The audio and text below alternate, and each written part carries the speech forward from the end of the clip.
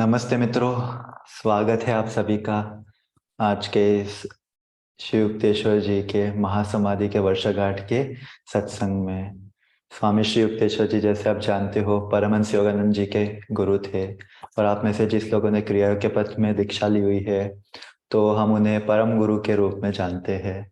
और एक योगी की आत्मकथा अगर आपने पढ़ी होगी इस पुस्तक में, तो योगानंद जी ने श्री युक्तेश्वर जी के बारे में कई सारी चीजें बताई है और कई शिक्षण भी बताए हैं। तो आज के सत्र में हम इन्हीं शिक्षाओं में थोड़ा गहरा जाएंगे, लेकिन शुरुआत करेंगे एक प्रार्थना से।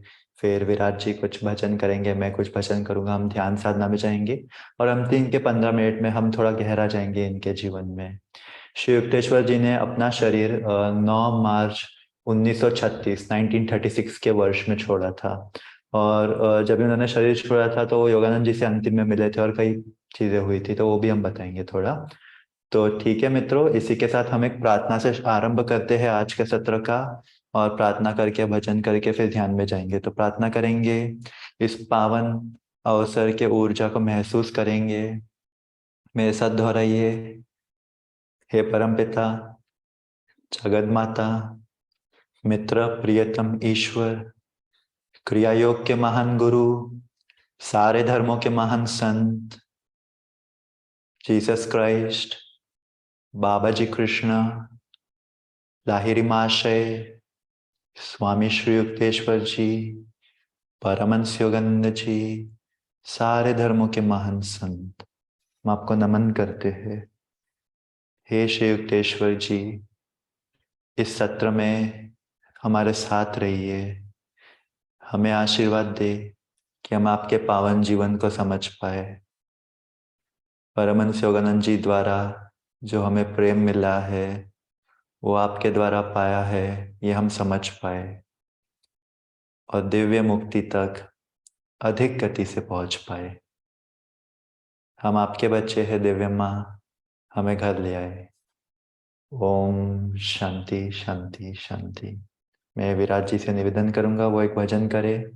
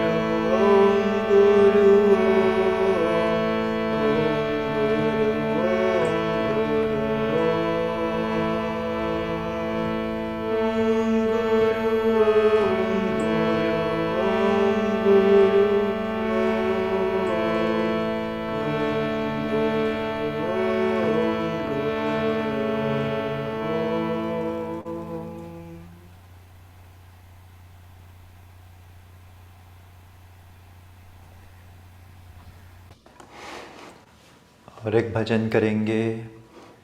इस भजन के शब्द है मैं हूँ ओम, मैं हूँ ओम, ओम ओम मैं हूँ ओम, सर्वव्यापी मैं हूँ ओम, सर्वसाक्षी मैं हूँ ओम, सर्व आनंद मैं हूँ ओम, ओम ओम आ जाओ ना, आ जाओ ना, आ जाओ ना।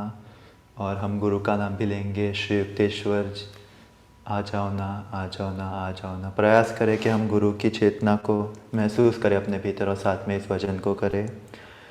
मैं निवेदन करूँगा आलोक जी से कि अगर मेरा ऑडियो ठीक से ना आए तो वो मुझे इन्फॉर्म करे।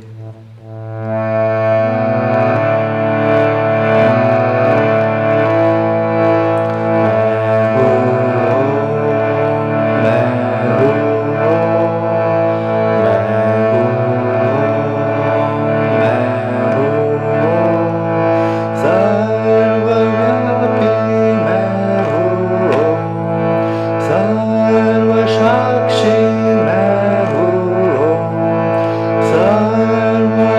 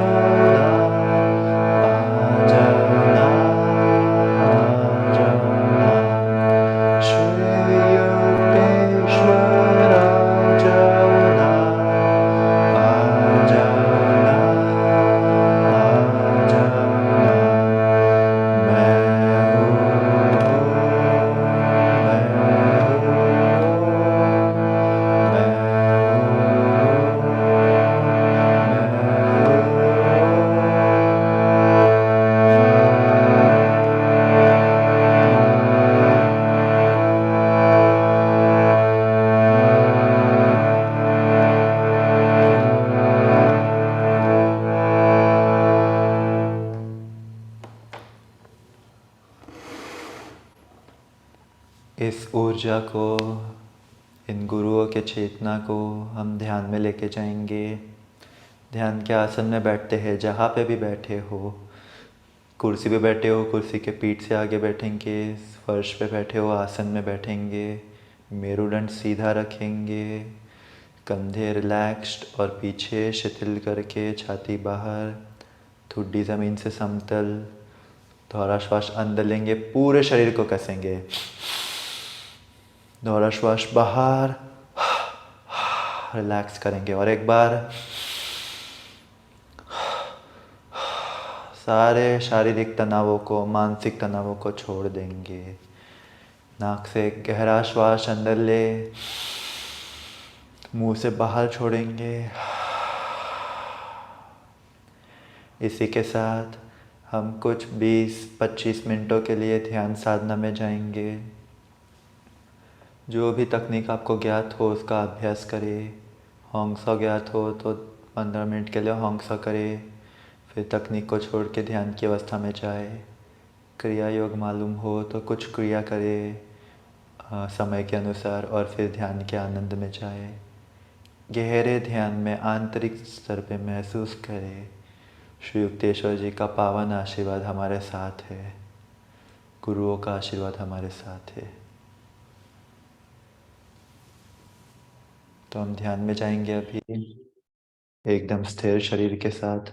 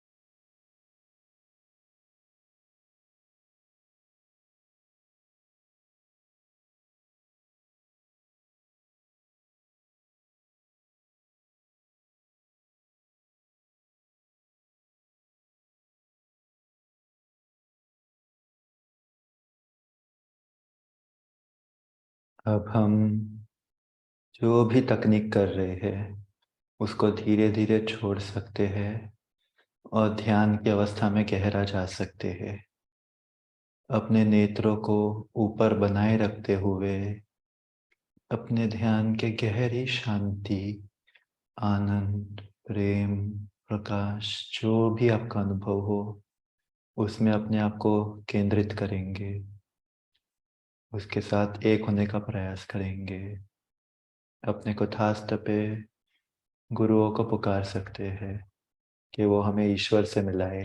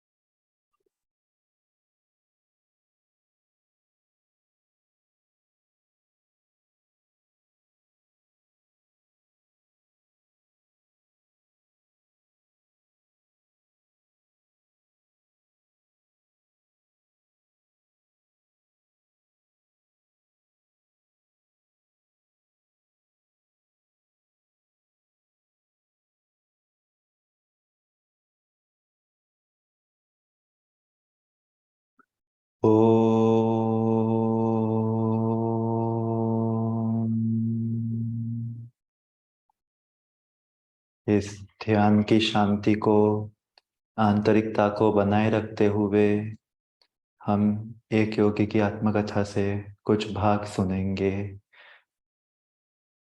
मैं विराज जी से निवेदन करूंगा कि वो हमें पढ़ के सुनाए कुछ एक योगी की आत्मकथा से भाग, योगानंद जी और श्री युक्तेश्वर जी के वार्तालाप में से। आंखें बंद बनाए रखे। ये पहली रीडिंग तब की है जब योगानंद जी पहली बार श्री युक्तेश्वर जी से मिले। गुरुदेव, यह दिव्य मुख वही था जो मैंने अपने हजारों दर्शनों में देखा था। यह शांत दिव्य नेत्र, सिंह जैसा सिर, नुकीली दाढ़ी और लहराते हुए केश मेरे रात्रिकालीन स्वप्नों की निराशा में प्रायः जागते और मुझे आश्वासन देते, जिसे मैं पूर्ण रूप से समझ नहीं पाता था। ओ मेरे अपने, तुम मेरे पास आ गए। मेरे गुरु ने बंगाली में बार बार ये शब्द बोल रहे थे। उनकी वाणी आनंद से कंपित थी। मैंने कितने वर्षों तक तुम्हारी प्रतीक्षा की है। हम नीरवता की एकात्मता में प्रवेश कर गए। शब्द बिल्कुल अनावश्यक लग रहे थे। गुरु के हृदय से शिष्य की और नीरव गीत के रूप में सुवचन प्रवाहित हो रहे थे। अपनी अखंडनीय अंतर्दृष्टि द्वारा मैंने महसूस किया कि मेरे गुरु ईश्वर को जानते थे। अब मुझे उन तक ले जाएंगे। इस जन्म का धुंधलापन पूर्व जन्म की स्मृतियों की कोमल भोर में अदृश्य हो गया। कैसा नाटकीय समय था। भूत, वर्तमान और भविष्य इसके बदलते हुए दृश्य थे। इन पवित्र चरणों में मुझे पाने वाला यह पहला सूरज नहीं था। मेरा हाथ पकड़े हुए मेरे गुरु मुझे नगर के राणा महल बाग में अपनी अस्थायी निवास पर ले गए। उनकी हृष्ट पुष्ट काया दृढ़ता से चलती थी। लंबे, सीधे और इस समय लगभग 55 वर्ष की आयु वाले वे एक युवक के समान चुस्त और शक्तिशाली थे। उनके श्याम वर्ण नेत्र बड़े अथाह ज्ञान से सुंदर थे। असाधारण शक्तिपूर्ण मुख को हल्के से घुंघराले बालों ने कोमलता प्रदान की थी। शक्ति का कोमलता के साथ सूक्ष्म मेल हो रहा था। गंगा तट पर जब हम एक घर की पथरीली बालकनी की ओर जा रहे थे, उन्होंने स्नेहपूर्वक कहा, मैं तुम्हें अपना आश्रम और अपना सब कुछ दे दूंगा। गुरुदेव, मैं ज्ञान और ईश्वर संपर्क के लिए आया हूँ। मैं आपके उन खजानों को पाना चाहता हूँ। भारत की अल्पकालीन गोधूली बेला लगभग आधी बीत चुकी थी जब मेरे गुरु पुनः बोले, उनकी आंखों में अथाह कोमलता थी। मैं तुम्हें बिना शर्त अपना प्रेम देता हूँ। अमूल्य शब्द। चौथाई शताब्दी बीत गई जब मैंने इन शब्दों में उनके प्रेम के प्रमाण को दोबारा सुना। उनके होठ आवेश से अपरिचित थे। मौन उनका ओजस्वी हृदय बन गया। क्या तुम मुझे बिना शर्त वही प्रेम दोगे? बाल सुलभ विश्वास से उन्होंने मुझे देखा। गुरुदेव, मैं आपको अनंत काल तक प्रेम करूंगा। सामान्य प्रेम स्वार्थी होता है, दृढ़ता से निराशापूर्ण इच्छाओं और संतुष्टियों में स्थापित। दिव्य प्रेम बिना शर्त, बिना सीमा, बिना बदलाव के होता है। विशुद्ध प्रेम के रोमांचित स्पर्श से मानवीय हृदय की अधीरता हमेशा के लिए चली जाती है। अब ये दूसरी रीडिंग तब की है जब योगानंद जी सालों बाद अमेरिका से वापस लौटे और उनके गुरु श्री युक्तेश्वर के आखिरी दिनों में उनके साथ ये समय बिताया। गुरुजी, मैं आज सुबह आपको अकेला पाकर खुश हूँ। फल और गुलाब का सुगंधित भार उठाए मैं सेरमपुर आश्रम अभी पहुंचा था। श्री युक्तेश्वर जी ने मुझे शांत भाव से देखा। तुम्हारा प्रश्न क्या है? गुरुजी ने कमरे में चारों ओर ऐसे देखा मानो वे भागने की कोशिश कर रहे हो। गुरुजी, मैं हाई स्कूल युवा के रूप में आपके पास आया था। अब मैं वयस्क हो गया हूँ और एक दो बुरे बाल भी है। यद्यपि आपने मुझे पहले घंटे से अब तक मौन स्नेह दिया है। क्या आपको एहसास है कि केवल एक बार ही पहली भेंट के दिन आपने कहा था, मैं तुमसे प्रेम करता हूँ? मैंने उनकी ओर विनीत भाव से देखा। गुरुजी ने अपनी नजर झुका ली। योगानंद, क्या मेरे लिए शब्द विहीन हृदय में सुरक्षित इन हार्दिक भावनाओं को वाणी के रूखे दायरे में बाहर लाना आवश्यक है? गुरुजी, मैं जानता हूँ आप मुझे प्रेम करते हैं, पर मेरे नश्वर कान आपसे यह सुनने के लिए तरस रहे हैं। जैसा तुम चाहते हो वैसा हो।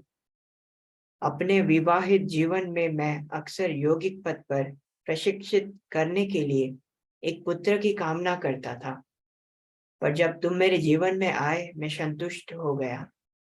तुम में मैंने अपने पुत्र को पा लिया। श्री युक्तेश्वर जी के आंखों में दो निर्मल अश्रु थे। योगानंद, मैं तुम्हें हमेशा प्यार करता हूँ। आपका उत्तर मेरे लिए स्वर्ग का पासपोर्ट है। मुझे लगा मेरे दिल से एक बोझ उठ गया, सदा के लिए उनके शब्दों से घुल गया। प्रायः मुझे उनके मौन पर आश्चर्य होता, यह जानते हुए कि वे संयमी और शांत स्वभाव के थे। फिर भी कभी कभी मुझे भय होता कि मैं उन्हें पूर्ण रूप से संतुष्ट नहीं कर पाया। उनका स्वभाव असामान्य, कभी भी पूर्ण रूप से ज्ञात नहीं था। गहरा और शांत स्वभाव बाहरी संसार के लिए अगाध था, जिसके मूल्यों से वे बहुत पहले ऊपर उठ चुके थे।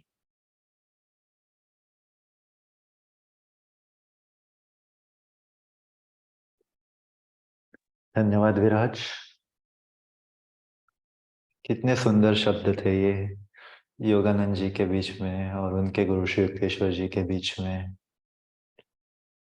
इस तरीके से ही हम समझते हैं ना, गुरु शिष्य संबंध कितना गहरा संबंध होता है कि केवल 2 बार श्री युक्तेश्वर जी ने योगानंद जी को वो पावन शब्द बोलेंगे कि मैं तुम्हें अपना बिना शर्त का प्रेम देता हूँ।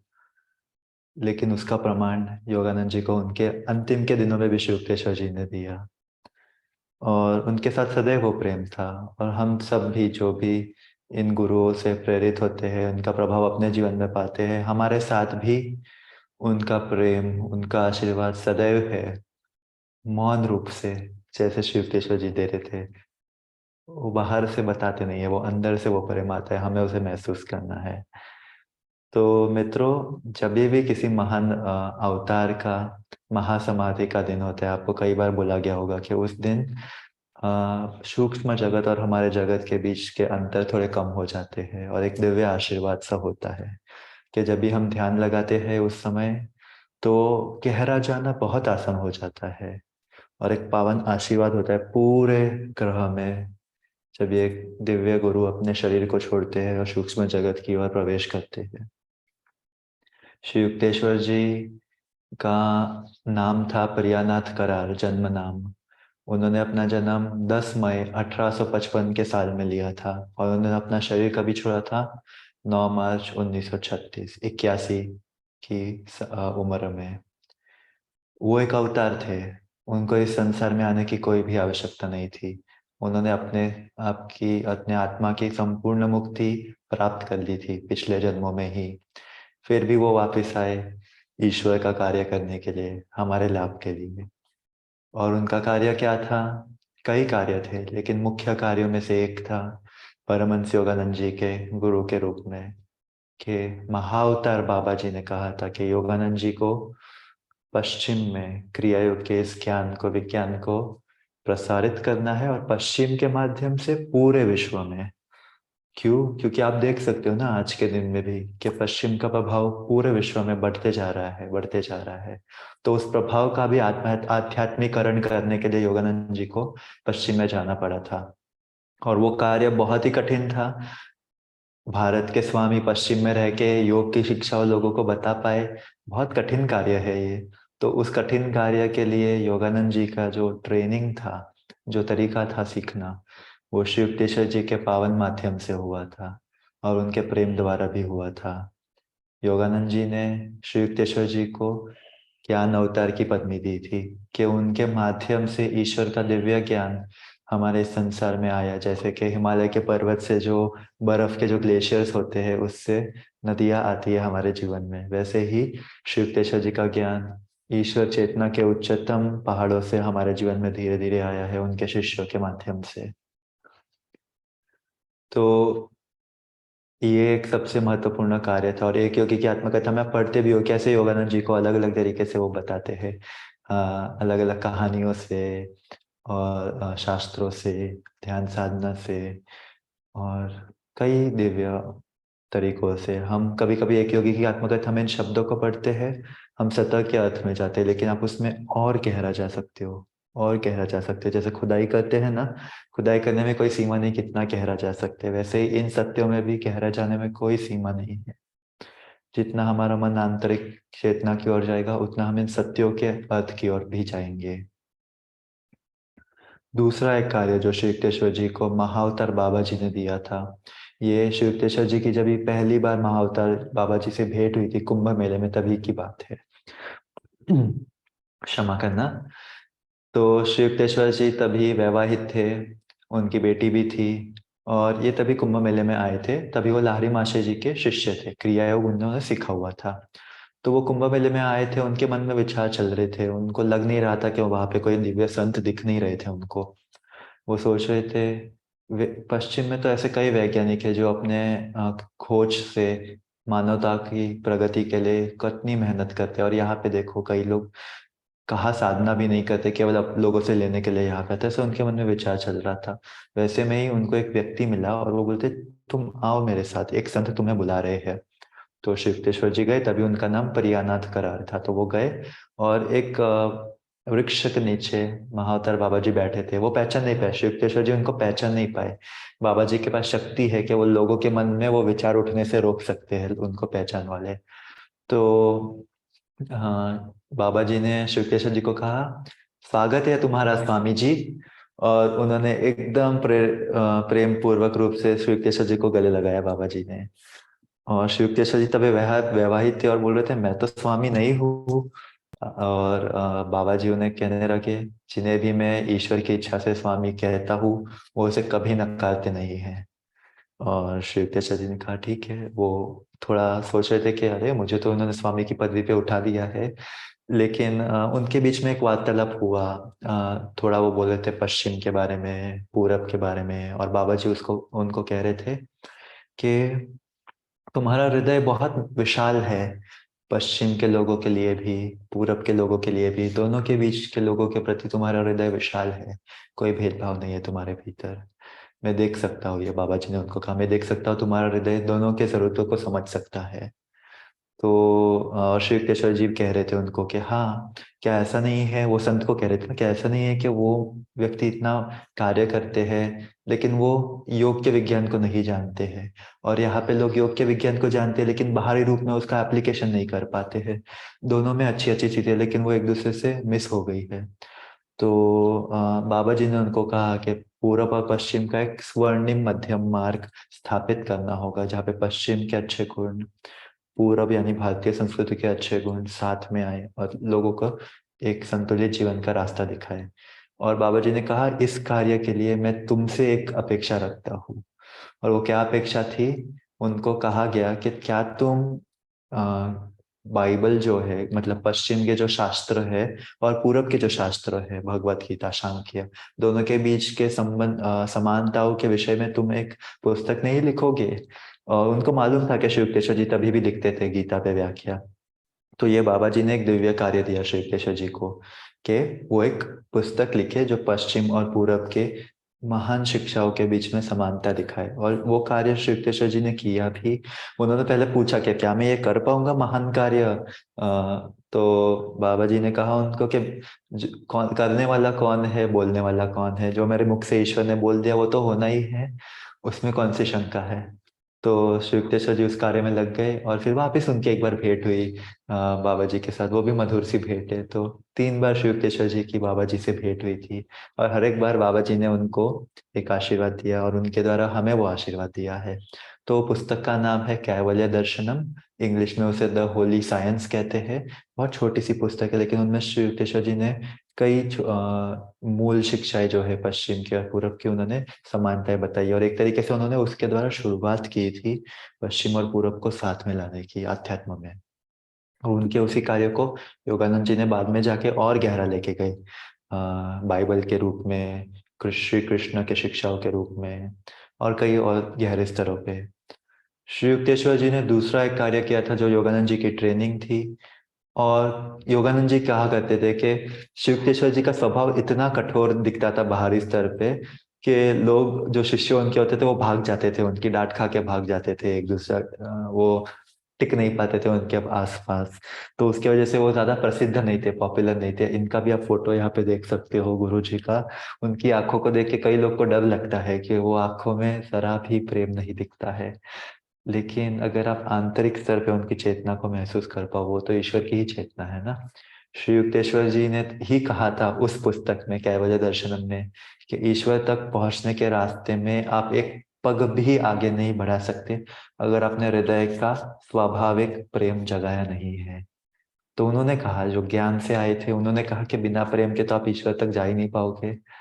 तो उनकी शिक्षा को जब भी हम अंदर से समझते हैं तो हम उनके प्रेम को महसूस कर पाते हैं। लेकिन योगानंद जी कहते हैं कि श्री युक्तेश्वर जी ने योगानंद जी के माध्यम से पूरे विश्व में इतने लोगों को ईश्वर तक पहुंचाया और पहुंचाने का प्रयास कर रहे कि श्री युक्तेश्वर जी ने डायरेक्टली लोगों को नहीं बताया इन शिक्षा को, उन्होंने अपने शिष्य योगानंद जी के द्वारा हम सभी को प्रेरित किया है ना। और योगानंद जी कहते हैं ना कि मेरे द्वारा श्री युक्तेश्वर जी हम सब तक पहुंचे हैं, कि उनका प्रेम योगानंद जी द्वारा हम सब तक आया। योगानंद जी को शुक्तेश्वर जी ने कहा था, तुम्हारा तरीका प्रेम का रहा रहेगा, मेरा तरीका अनुशासन का है, गहरे अनुशासन का। तो ये भी हमें समझना है कि कई बार हम कनेक्ट नहीं कर पाते श्री युक्तेश्वर जी से, लेकिन आप एक तरीके से कनेक्ट कर रहे हो। मतलब लोग बोलते हैं ना, पात्र गुरु है, बाबा जी से संबंध एक लगता है, योगानंद जी से संबंध लगता है, लाहरी माशा जी से संबंध लगता है, लेकिन श्री युक्तेश्वर जी इतने कठोर लगते हैं, कैसे संबंध बनाए वो? लेकिन वो आंतरिक संबंध हमें बन ही रहा है जब भी हम योगानंद जी के माध्यम से इन शिक्षाओं को समझते हैं, एक योगी की आत्मकथा में उनके अनुभवों को समझते हैं। योगानंद जी कहते थे, करुणा के मामले में श्री युक्तेश्वर जी पुष्प यानी कुसुम से भी कोमल थे, और सिद्धांतों के मामले में श्री युक्तेश्वर जी वज्र से भी अधिक कठोर थे। उनका स्वभाव वैसा था, और वो जरा भी मतलब शब्दों को छुपाते नहीं थे, वो सीधा लोगों को बता देते थे क्या गलत है क्या नहीं है। और वो सुन के लोगों का जो अहम रहता था, ईगो रहता था, वो टिक नहीं पाता था, इसके लिए लोग भाग जाते थे ना। हमें अगर कोई डायरेक्टली बता देगा हमारे खोट, तो श्री कृष्ण जी केवल उनको ही खोट बताते थे जो उनको अपने आप समर्पित करते थे, उनके शिष्य जो उनको समर्पित करते थे, दूसरों के प्रति वो सरलता से कोमलता से ही रहते थे। तो जैसे दूसरे रीडिंग में विराट जी बता रहे थे, योगानंद जी ने श्री युक्तेश्वर जी से जबरदस्ती बोला के मांगा कि आप बताओ मुझे गुरुजी, आप बता नहीं रहे हो मुझे, 25 साल से आपने बताया नहीं है मुझे आपके प्रेम को शब्दों के रूप में। योगानंद जी ने बोला मैं आपको छोड़ूंगा नहीं, आपको बताना पड़ेगा। तभी श्री युक्तेश्वर जी ने वो बताया। और क्यों बताया? क्योंकि उनको मालूम था उनका शरीर छोड़ने का समय आ गया था। उसी समय के आसपास 1936 में जब योगानंद जी वापस आए थे, कहाँ पे वापस आए थे? भारत में वापस आए थे, अमेरिका में आखिरी बार। फिर वो अमेरिका में जाके वहां पे उन्होंने अपना महासमाधि लिया था योगानंद जी ने। तो जब भी वो शुक्लेश्वर जी से मिले थे उस समय, और बहुत प्रसिद्ध थे तभी योगानंद जी, भारत में अलग अलग जगह पे वो लेक्चर्स देते थे, बंगाली में, इंग्लिश में। और इंग्लिश उनको आता भी नहीं था, वो भी शुक्लेश्वर जी के आशीर्वाद से ही वो इंग्लिश बोल पाते थे। जब भी वो शुरुआत अमेरिका में गए थे, एक जहाज में वो एक भाषण देना चाहते थे इंग्लिश में, तो वो बोल नहीं पा रहे थे इंग्लिश में, शब्द आ नहीं रहे थे उनसे मुंह से। तो उन्होंने गुरु जी को बोला, श्री युक्तेश्वर जी को पुकारा, और श्री युक्तेश्वर जी ने उनको कान में बोला, यू कैन स्पीक, से इट, मतलब ऐसा कुछ बोला था उन्होंने, एग्जैक्ट शब्द मुझे याद नहीं। तो उन्होंने बोला था तुम बोल सकते हो, बोलो। और फिर योगानंद जी के शब्द अंग्रेजी में बाहर आ पाए थे। तो श्री युक्तेश्वर जी ने फिर योगानंद जी को बोला कि उनका जो एक साधु सभा का इक्विनॉक्स होता है ना, उनका एक उत्सव होता था, तो श्री युक्तेश्वर जी उसको सेलिब्रेट करते थे। तो उसमें योगानंद जी को उन्होंने बोला तुम अंग्रेजी में अच्छे से एक भाषण दो, यानी शिक्षाओं को एक्सप्लेन करो। तो योगानंद जी ने वो किया था, से वो कर पाते थे अभी वो, लेकिन उन्होंने वो कहानी भी बताई कि गुरुजी के आशीर्वाद से ही मैं ये बता पाता था अंग्रेजी में। और वो आशीर्वाद केवल वो शुरुआत में ही मेरे साथ नहीं था, 15 वर्ष जो मैंने अमेरिका में बताए, हर क्षण गुरुजी मेरे साथ थे, और उनके आशीर्वाद से ही मैं ये कर पाया था।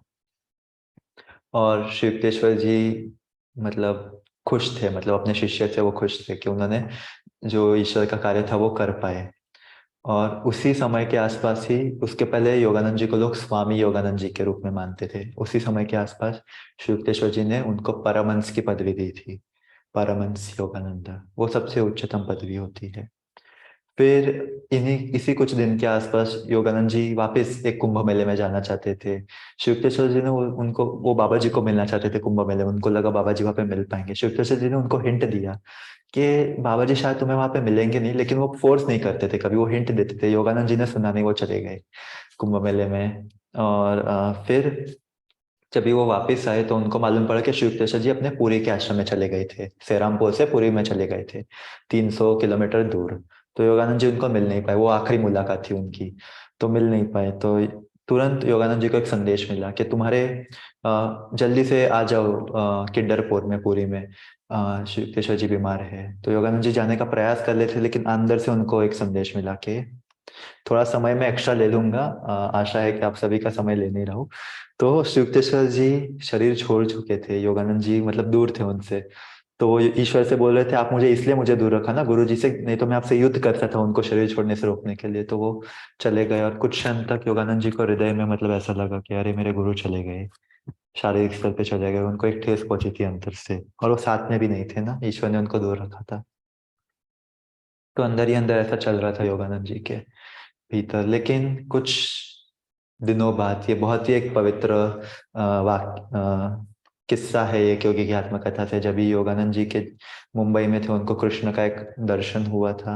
उसके कुछ क्षण बाद श्री युक्तेश्वर जी अपना शरीर लेके उनके सामने आ गए थे कि उनका मृत्यु हो गया, लेकिन कुछ दिनों बाद उन्होंने अपना शरीर वापस बनाया, पुनरारोपण, रिसरेक्शन किया, अपने शरीर को वापस लाया योगानंद जी के सामने और बोला देखो मेरी तो मृत्यु हुई ही नहीं, मैं तो ईश्वर के साथ एक था, जब भी चाहे मैं अपना शरीर बना सकता हूँ, जब भी चाहे उसे गायब कर सकता हूँ। और उस क्षण श्री युक्तेश्वर जी ने योगानंद जी को और एक तरीके से बताया सूक्ष्म जगत के बारे में, कारण जगत के बारे में, कि कैसे एक आत्मा का विकास होता है शारीरिक कर्मों से मुक्त होके, सूक्ष्म कर्मों से मुक्त होके, कारण जगत पे, कारण जगत से मुक्त होके ईश्वर के साथ एकता। तो ये एक योगी की आत्मकथा में ये जो अध्याय है, 43वां शायद, उसको अवश्य पढ़े। उन्होंने योगानंद जी को कहा था ये सत्य जो मैंने तुम्हें बताया इसको पूरे विश्व को बताओ, ये सत्य में ईश्वर मुक्ति का एक रास्ता बताया गया है। और श्री युक्तेश्वर जी अभी कहाँ पे है? उन्होंने कहा था कि अभी उनका जन्म कहाँ पे हुआ था उस समय? हिरण्य लोक में। हिरण्य लोक सूक्ष्म जगत का एक ग्रह है, जहाँ पे वो आत्माएं जाती है अपने सूक्ष्म कर्मों को खत्म करने के लिए, जिनको शारीरिक जगत में वापिस आने की कोई आवश्यकता नहीं है। तो हम सभी भी योगानंद जी के माध्यम से वहां तक जब भी जाएंगे, तो श्री कृष्ण जी के माध्यम से आगे की यात्रा में जाएंगे। तो ये एक पावन आशीर्वाद है। ऐसा नहीं कि ये गुरु चले गए, ये हमारे आगे के पथ में हमारे लिए एक प्रतीक्षा कर रहे हैं। तो इस एक वाक्य से मैं अंत करूंगा। ये वाक्य है कि जब शिव कृष्ण जी ने शरीर छोड़ दिया था, उनकी एक महिला शिष्या थी, वो पुरी के आश्रम के पास रहा करती थी। तो उनको मालूम नहीं था शिव कृष्ण जी ने शरीर छोड़ दिया। तो एक बार वो आश्रम में आई थी पुरी में, और वो बोल रहे थे, गुरु जी कहाँ पे है, शिव कृष्ण जी कहाँ पे है। तो उनके शिष्य एक सेवानंद थे, वो बोल रहे थे, आपको मालूम नहीं माता जी, वो उनको माँ कहते थे माता जी के, उन्होंने शरीर छोड़ दिया। वो बोले, तुम क्या कह रहे हो, आज सुबह ही तो वो मेरे घर के पास से गए थे, मेरे साथ वार्तालाप करके चले गए, तुम क्या कह रहे हो। तभी वो महिला को याद आया कि अरे, इस तरीके से तो गुरु जी मुझे आशीर्वाद दे रहे थे, वो बताना चाह रहे थे कि उन्होंने शरीर छोड़ दिया है। और ये जब इस सेवानंद ने सुना कि हाँ, शुक्रेश्वर जी ने इन शिष्या को एक आशीर्वाद दिया था अपने शरीर को वापस लाके, उन्होंने बोला, माता जी धन्यवाद, आपने मेरे हृदय से बहुत बड़ा बोझ जो है हल्का कर दिया, कि हमारे गुरु वापिस है, आ गए हैं, मतलब उन्होंने छोड़ा ही नहीं हमें कभी भी। आंतरिक स्तर पे वो हमेशा हमारे साथ रहते हैं।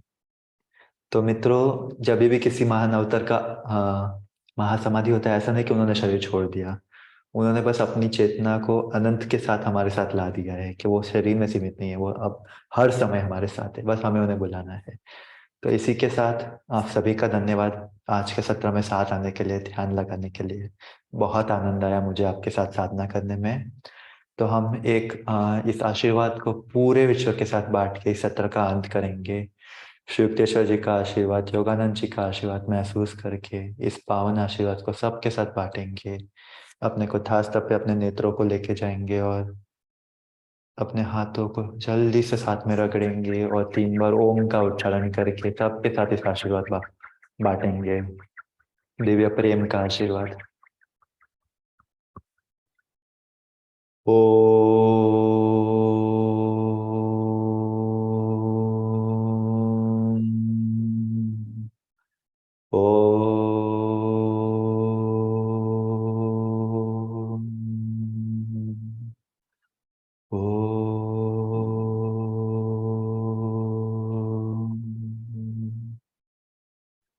शांति शांति शांति। धन्यवाद मित्रों। गुरुओं का आशीर्वाद आपके साथ रहे सदैव। ओम।